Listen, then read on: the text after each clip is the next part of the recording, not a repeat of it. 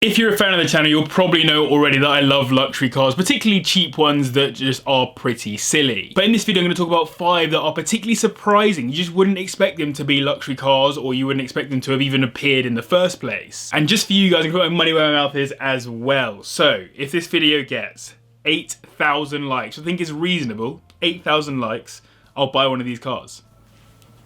Hit like. Without further ado, let's get into the video.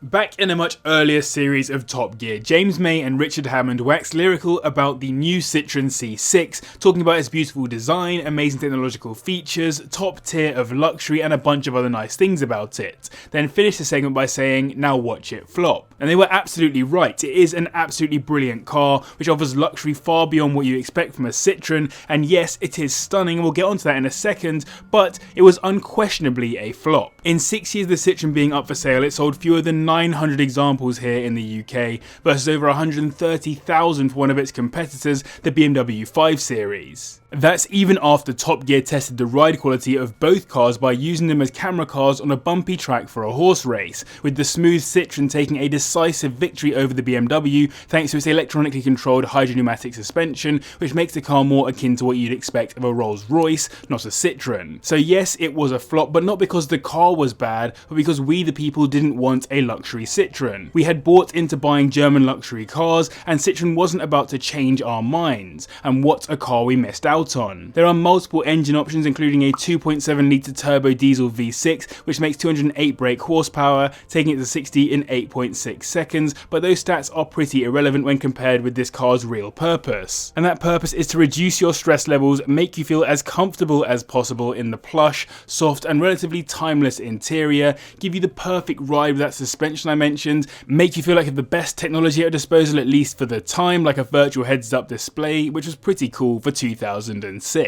It was also supposed to set itself apart from its competitors with a timeless and unique design, which it certainly did. Some people have likened it to a spaceship on wheels, and I personally loved the rear window with the boot curving up into it. I think like a few other special Citroens over the years, it has real classic potential. Despite that potential, these start at around £4,000, and you get a 2007 model with around 70,000 miles on it for under 10k. Part of the reason it was a sales flop was the poor reliability reputation of Citroen that they had built up, and there are some potential problems with them, including the hoses for the hydropneumatic suspension leaking, which can be difficult and costly to sort out. Engines are typically strong but can overheat, and some have had EGR valve failures. A while back now, I did a video on why Skoda are the people's cheap luxury car brand, and in that video I mentioned their range-topping trim, Lauren and Clement, which takes cars that are already well equipped and upgrades them, mostly on the interior, to be as luxurious as possible. That is why the Skoda Superb, which shares its platform with similarly unassuming cars like the VW Passat, can surprise you with just how luxurious it is in L&K spec. Lauren and Clement was actually the original manufacturer of cars that Skoda Works purchased and renamed as Skoda Auto,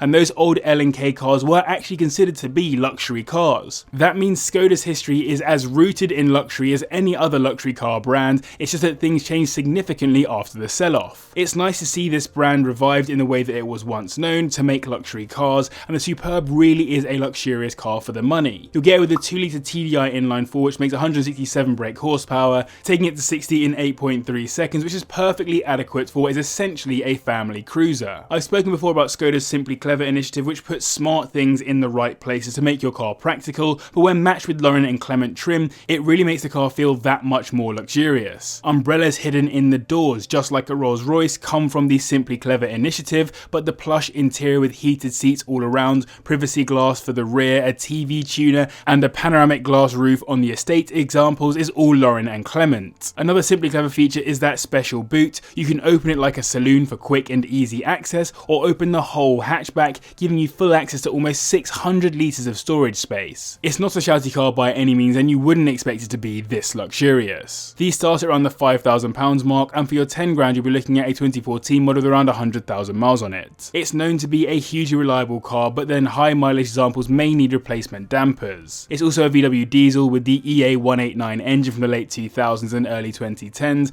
I'm not sure how much more I need to say on that, but look up Dieselgate if you missed that. Now for some people, a luxurious Infiniti won't come as a major surprise, given Infiniti is literally Nissan's luxury arm, similar to what Lexus is to Toyota. A luxury car manufacturer making luxury cars is not a surprise. However, as with the Citroen, here in the UK traditionally we get our luxury cars from Germany, Mercedes-Benz, BMW, Audi, all that lot. It's therefore very difficult for luxury manufacturers from other countries to break into our market, and that's exactly what Infiniti experienced, and is one of the reasons behind why they pulled out of the UK entirely in 2020 after just 10 years. We just didn't care, or didn't want them, or didn't think of them as desirable or luxurious in the way that we thought about other brands. And that's a real shame, because the QX70 really is a proper luxury SUV, and it even looks pretty aggressive externally. It comes with a 3-litre V6 block that produces 234 brake horsepower, which will lug it to 60 in 8 seconds, the same engine you'll find in the Nissan Pathfinder and Navara. It came incredibly well equipped with diamond stitch heated leather seats, an instrument cluster not dissimilar to that you'll find in a 370Z, privacy glass at the rear, a powered tailgate, and all the technology you might expect out of a luxury SUV of its age. However, even though I love an underdog, of all 5 cars on this list, this isn't the one I would recommend. The key complaint is that despite all that luxury and it not being a car that you might expect to see out on the roads, the build quality is renowned for being poor, and a lot of corners have been cut by raiding the Nissan parts bin. The steering wheel, for example, comes from the Nissan Qashqai, and so does the switchgear. Refinement was the key issue a lot of owners and reviewers complained about, which is a real shame considering what the package should be. So I'm not sure if it is surprising because you don't expect the luxury, or if it's surprising because you expect it to be more refined, but its price is definitely a surprise, as these start at just £9,000, which is peanuts for a car that was over 50 grand when new, and is almost as wide as a Bentley Flying Spur. There are a few known problems with them, but it's not renowned for being unreliable. Again, it's build quality that brings the biggest complaints. So I hope you guys enjoyed this video. Quick reminder, 8,000 likes and you know what I'll do. And if you're new here, do hit subscribe, I'd really appreciate it. 2 videos every week, and I got some cool stuff coming this year. VW, Volkswagen, the people's car. Not the type of brand you would expect to be making a luxury car for the elite, given that kind of name, wouldn't you say? Which is why the VW Phaeton is such a surprising luxury car. The level of luxury it provides is even more surprising, as it's arguably fighting on a level with cars like the Bentley Continental Flying Spur, which it shares its platform with,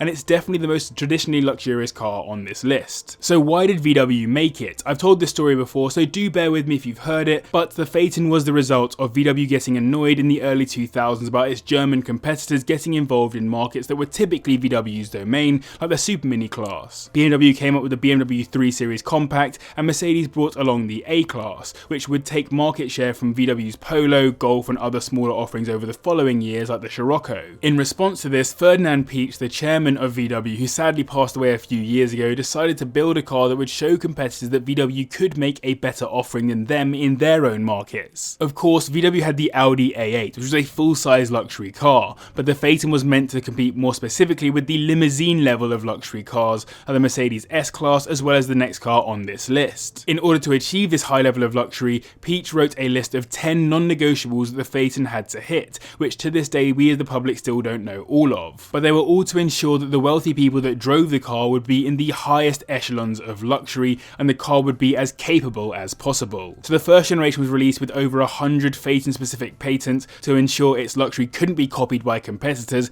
and over a few generations it refined itself slowly. It wasn't a resounding success, as it's not what you'd expect to buy from VW, and there's slightly under 1,000 on the road here in the UK across all generations right now. In fact, it was reported that it was one of the biggest loss-making cars of all time by The Economist, as no one wanted a VW badge on a premium luxury car, but no one disputed how luxurious the car was. Oh, and by the way, it came with a bunch of engines, including a W12, and they start at around 4k, but for 10k you'll be looking at a 2011 example with around 70,000 miles on the clock with a 3-litre TDI inline 4. They're very well built and known to be reliable, but owners have complained about poor dealer service. As I said, Lexus is to Toyota what Infiniti is to Nissan, but Lexus have just done it better for us here in the UK. More people know the brand, more people like the cars, and more recently they've become even prettier with their new design language, making them look a lot more premium, at least in my opinion. But despite the LS600h being quite an old car, it is actually a hugely surprising luxury car in two ways. One, it looks incredibly docile and not particularly luxurious from the outside, at least if you ignore how big it is,